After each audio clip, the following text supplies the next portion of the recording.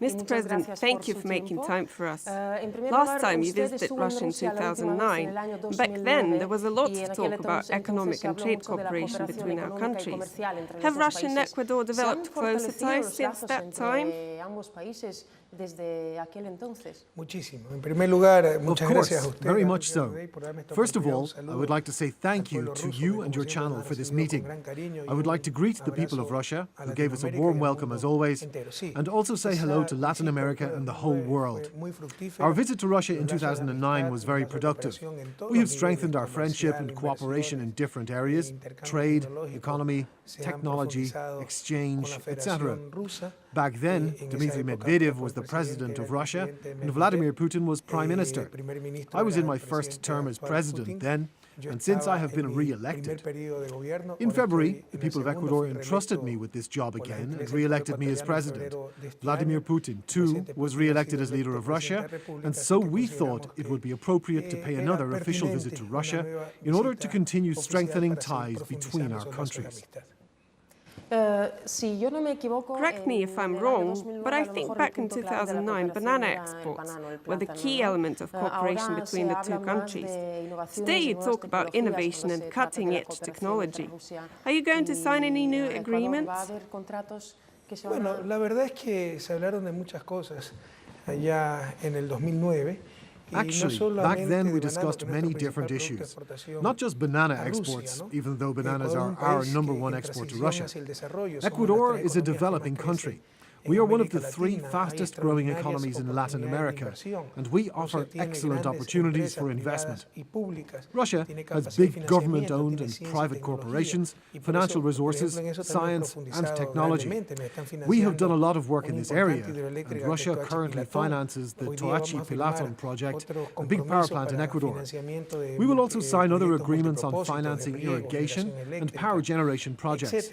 Gazprom may explore gas deposits in Guayaquil Bay and help us mine natural resources in the southeastern parts of our country. We have many areas where we can cooperate with Russia. During the current visit, we emphasize science and technology. We're building a research center in Ecuador, and we would like it to work jointly with the new innovation center in Russia. We plan to expand our exchange programs for scientists and researchers, have more grants for Ecuadorians to study in Russia. These grants will be financed by both the Ecuadorian and Russian governments. We want our young people to attend Russia's excellent schools. So our partnership is much more than just trade and banana exports. Our emphasis in the current visit is different. Desde la primera visita, pero mucho más en esta visita. Los énfasis son otros. What do you expect from the meeting with the Russian president, given the fact that Russia and Ecuador share a common position on international law and the role the UN should play? Bueno, sin lugar a dudas, el presidente Putin es un gran líder. Vladimir Putin is certainly a great leader. I don't consider myself as a great leader, but I'm doing my best. I expect that we will quickly clarify all the remaining questions regarding the agreements that will intensify cooperation between our countries, and that we will discuss some international issues, especially those where we share the same approach, like the issue of Syria. Both Russia and Ecuador adamantly opposed the idea of intervention. Vladimir Putin came up with a solution on Syria, and we think that the dismantling of chemical weapons is the right way to go.